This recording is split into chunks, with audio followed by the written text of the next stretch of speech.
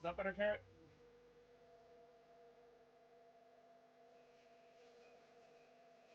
I'm not surprised the music was a bit loud. I'd actually turned it up a bit so I could hear it, but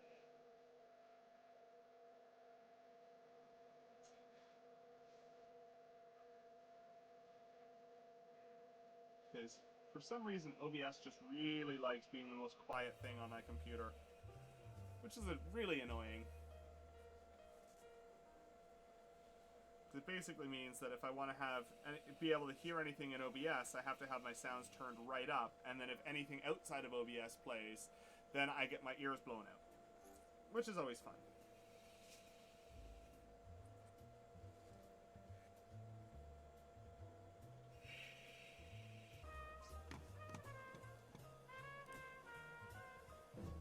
Oh, thanks, Nightbot. Really appreciate that. Good job.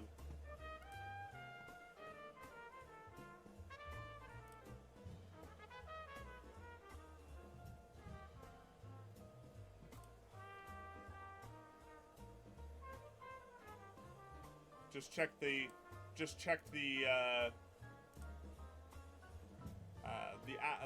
the users list, and I see you. I see you there.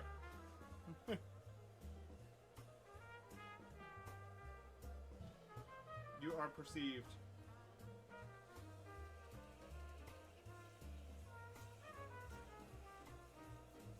No, not Franco.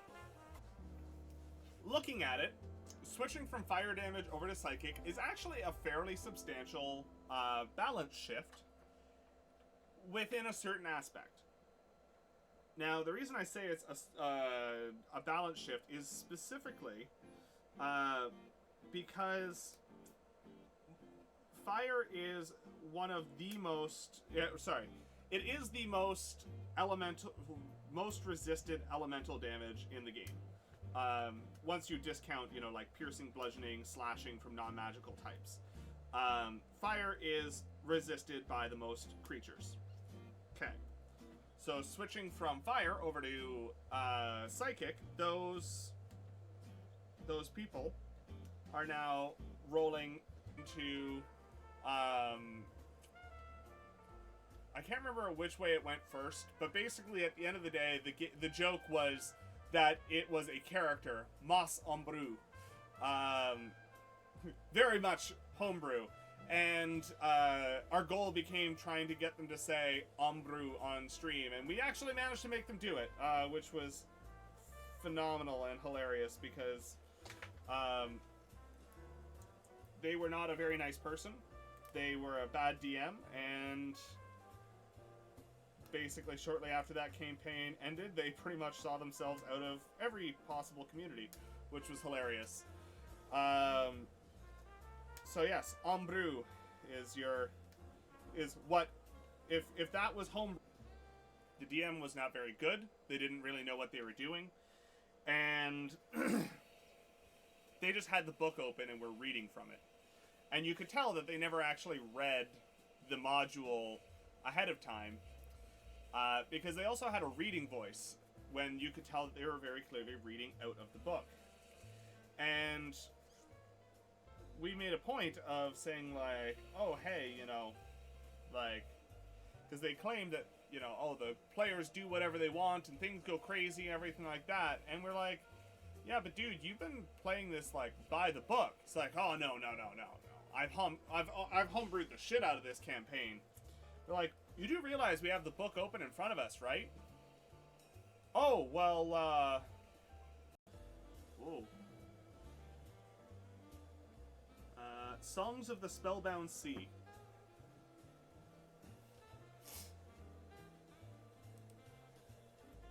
Yeah, I backed a module called Songs of the Spellbound Sea, which is super interesting and is largely, go figure, based around piracy and pirates and pirate crews and the like. What's my favorite piece of homebrew to date? Great question.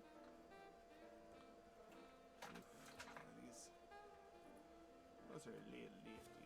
I did not push that lid down hard enough. That one's better.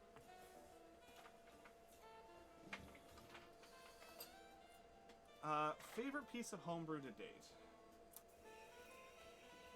brew, then what we do is homebrew, because it's very clearly different. And yeah, so we ended up, like, one of my favorite pieces of homebrew is probably the Way of the Bob Monk, which was a lot of fun. Carrot is playing a Furbolg Monk in the Witchlight campaign. And yeah, homebrew is the joy of making things ridiculous, right? What does homebrew mean to you? It's the feeling in your heart. But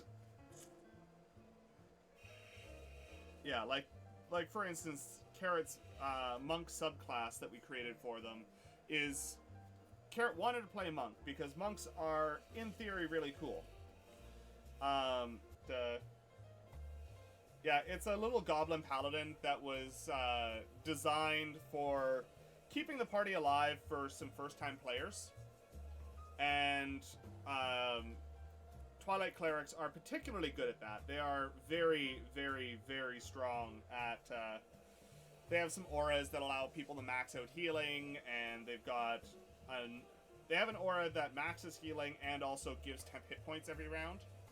And that's a passive thing that doesn't need to be re-upped or anything, so it's a pretty strong piece overall. Yeah, and then Carrot kept running away, which is fine. Whatever. But, yeah, they were wondering if that was the breaker popping. Sounded like a breaker popping.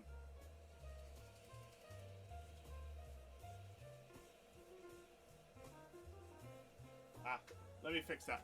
I'll be right back.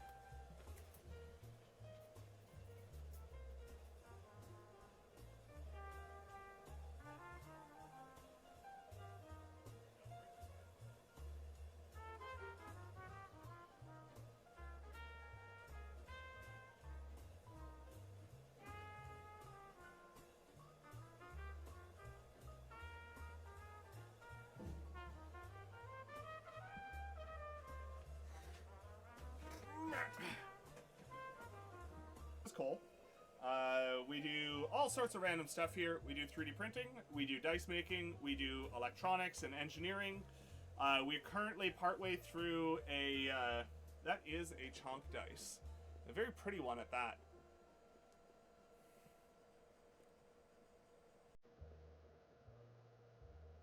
Yeah, it's this very pearly, teal, pinky situation. Very, very pretty.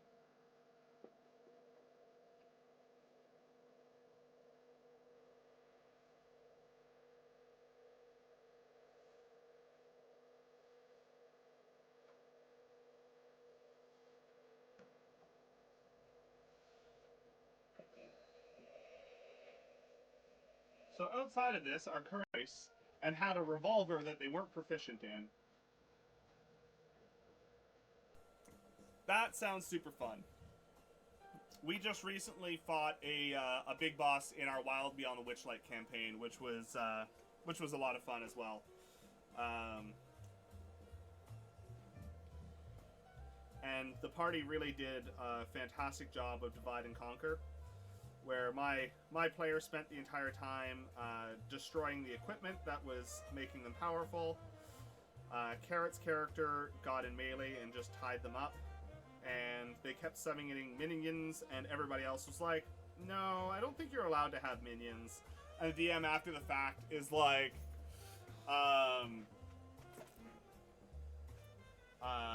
although, you know, follow DeFranco.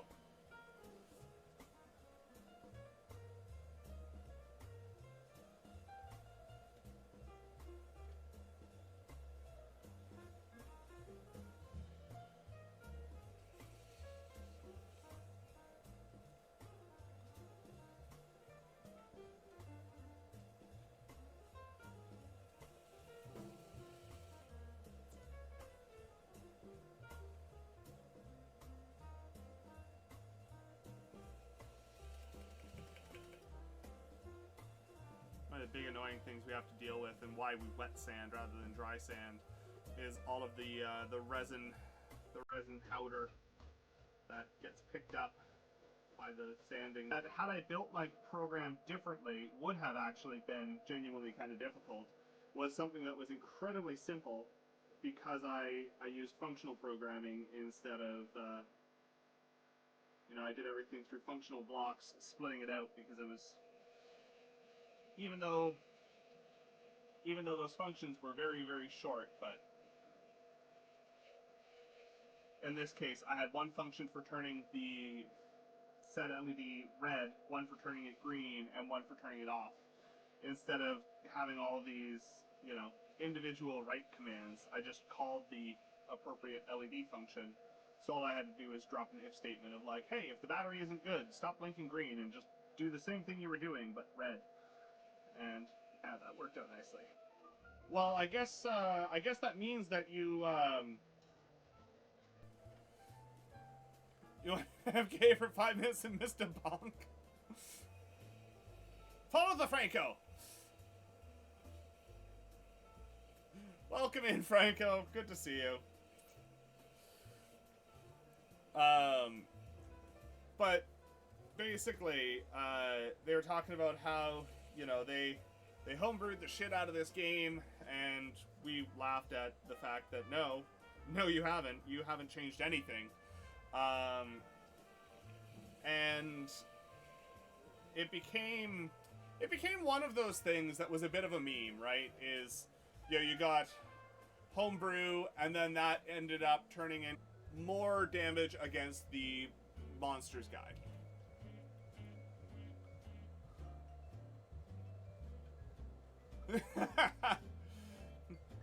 Thanks, Ariel. Welcome in. Lovely to see you. We're sanding dice today because we've got an in-person sale on the weekend, and we're trying to get some stuff ready. Currently, we're talking about Killjoy DMs and novelty dice.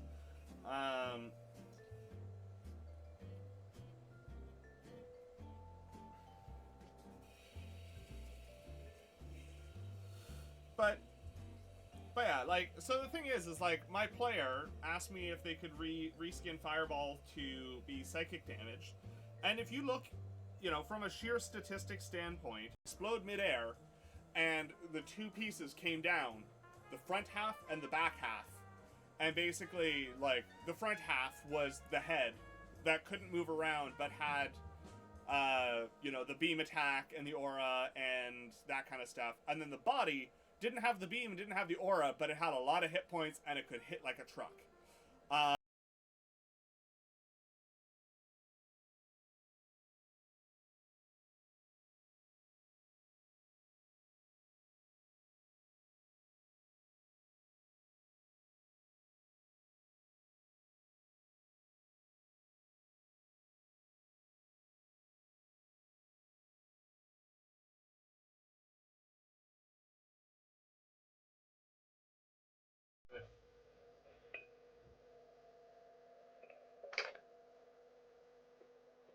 And that fell into the danger space.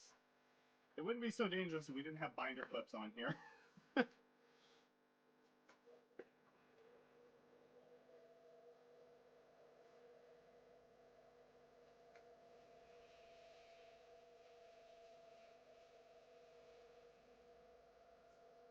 Realistically, I need to remake the master for this, with the moth being a lot thinner.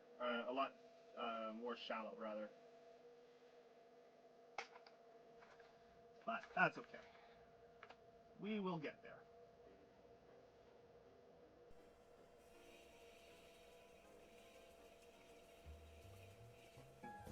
Sandpaper creates a really gross paste.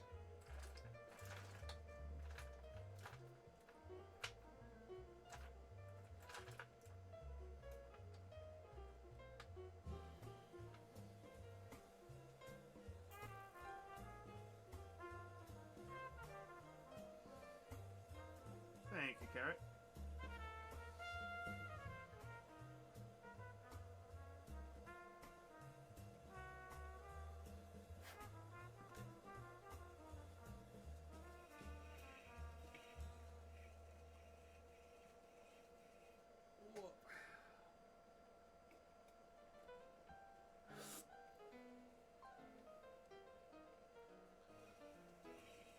get a lovely thick skin, they don't really care much about psychic damage. Like, it doesn't matter. And people get really weird about some of this stuff.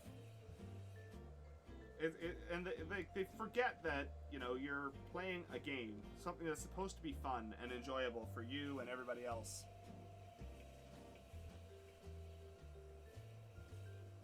Like, we're all gathered around a table talking about make-believe characters and rolling random pieces of plastic to get numbers and figure out what we're doing, right? Like,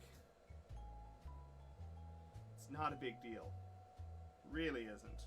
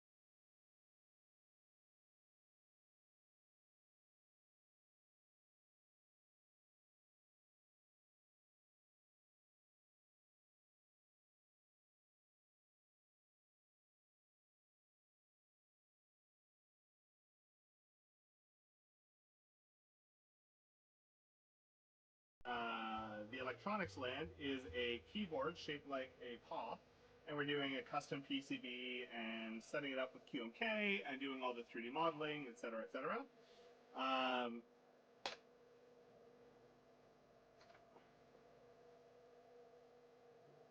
is our... I think I might actually have some D2s that might be worth sending out of the house here shortly.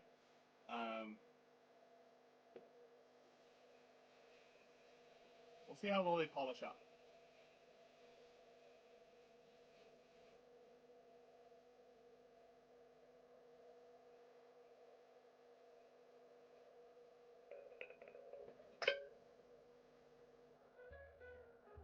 Yeah, top of the combat. It says don't line up, and then does. Like, you know, because it's not like they were worried about metagaming in that aspect of, like... But, you know, I don't think it's a terribly difficult thing to assume that a dragon's going to have some kind of line attack. I will say, Kenny told me about when he ran a Shardland Dragon for his party. And I actually thought it was really interesting, because basically, they were beating the snot out of the dragon, having a good fight. And he basically went, you guys are a little over leveled for this, so I want to see what this actually looks like. And he had the dragon take off, and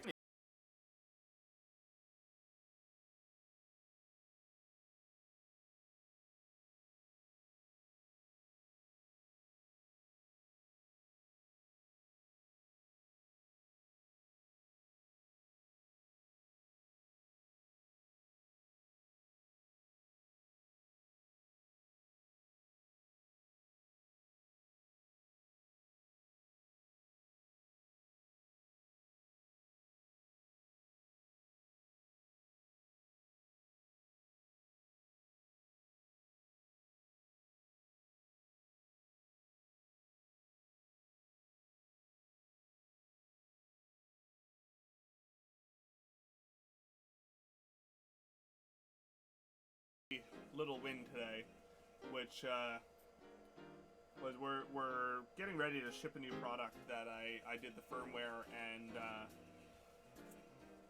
versions 2, 3, and 4 of the electronics. The very, very first iteration was done by somebody else, and then I basically reworked the whole thing to meet our improved requirements and adjust a bunch of stuff. But I was told, hey, when the battery dies on this thing, you've got this LED over here blinking, a current status, but it's reporting a different status than the low battery, which was true. And they identified, like, hey, this is still blinking green while the battery is dead. Can you change that so that... Yeah, I need to... Like, I think right now it's like 2 millimeters deep, and I need it to be like a 1/4 millimeter deep.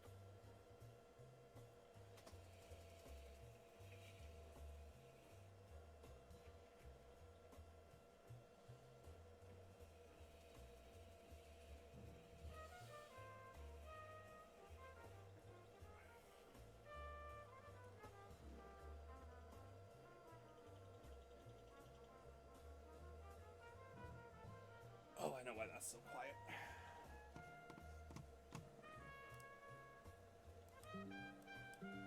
No. Weird.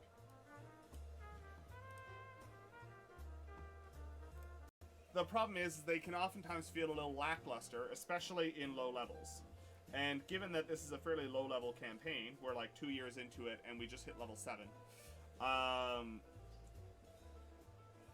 You can't have a class that feels terrible at low levels if you're going to be spending the entire campaign at low levels. So we changed it, and it basically is like a wild magic monk that is built around the idea of protecting their friends. And it is fantastic. And it has been a lot of fun to revisit and go after.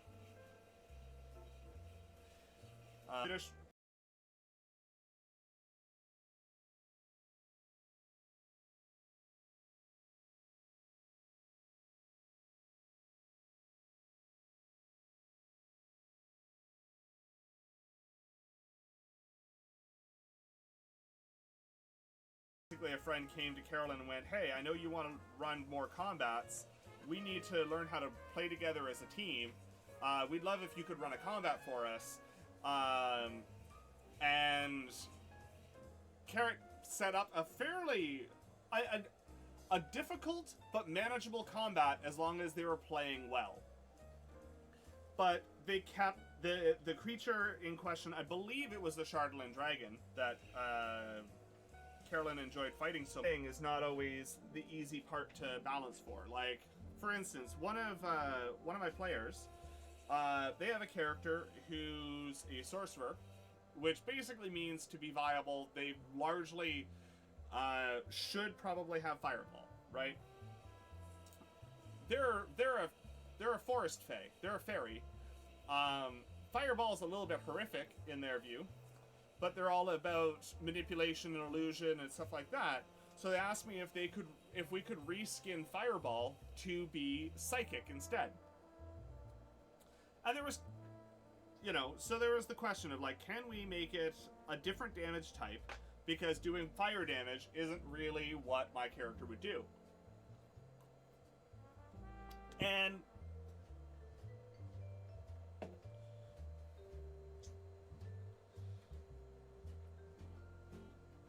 I want to work with my players so that they have the most fun possible.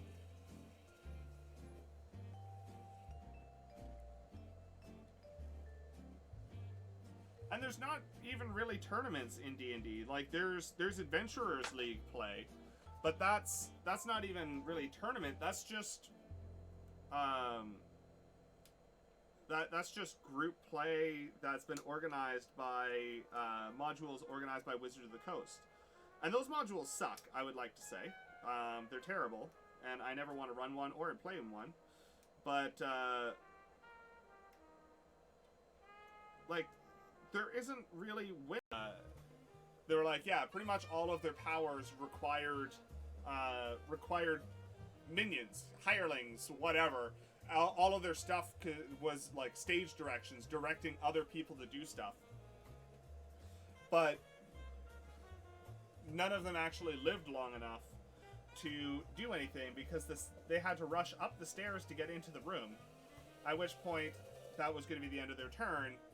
And then we started pulling some really crazy stuff to be like, okay, so some AoE stuff? AoE? Yeah, great, awesome, lovely. And just absolutely destroyed them. So the DM had a rough time that one, but that was fun for us.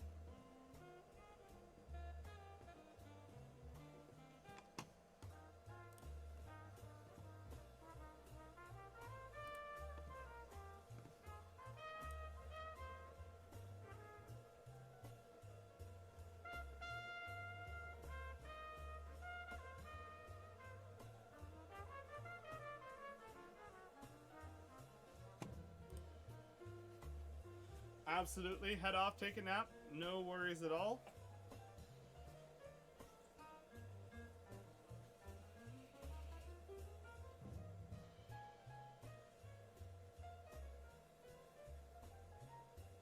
Don't know what that noise was.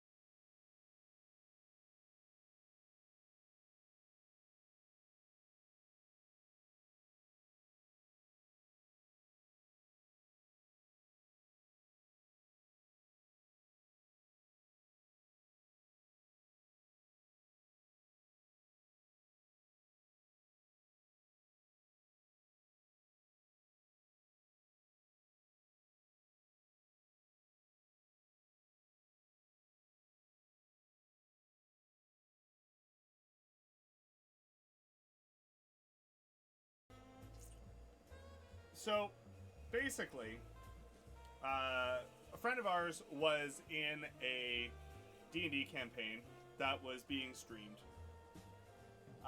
Two of our friends, actually. One of them ended up dropping out of the campaign for very good reasons. But the other hung around, and it was a painfully bad campaign. It is a fairly big balance change because fire is resisted by the most creatures in the game, right? As a result of that, that means that, on average, they will do more damage to any given random monster in the game, which seems like a potentially big deal. However, I don't know about your games. I'm not pulling random monsters from the from the monster manual. I'm not grabbing random monsters. I'm creating my encounters. So it doesn't matter what random monsters or any aggregation of monsters is resistant to. And also, I make the rules. Guess what? That ancient dragon, yeah, they were bullied as a kid and grew up. A goblin paladin who wore like rotted out vestments over some really shiny plate armor he had stolen off a corpse. And it was a very fun character to play, because one of my big things I always maintain is if you're running a new game, running a game for new players, you never want your players to feel like they can't be ridiculous. As a result, you want somebody who's going to be the most ridiculous person at the table. And it gives everybody else the permission to be silly.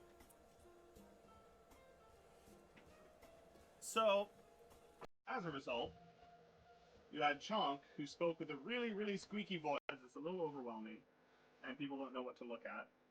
Partially because it means that that our next dice drop, we're prepping the dice drop after the one we're currently working on, generally.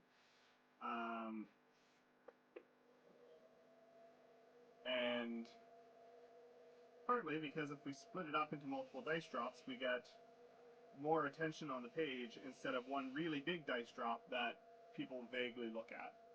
So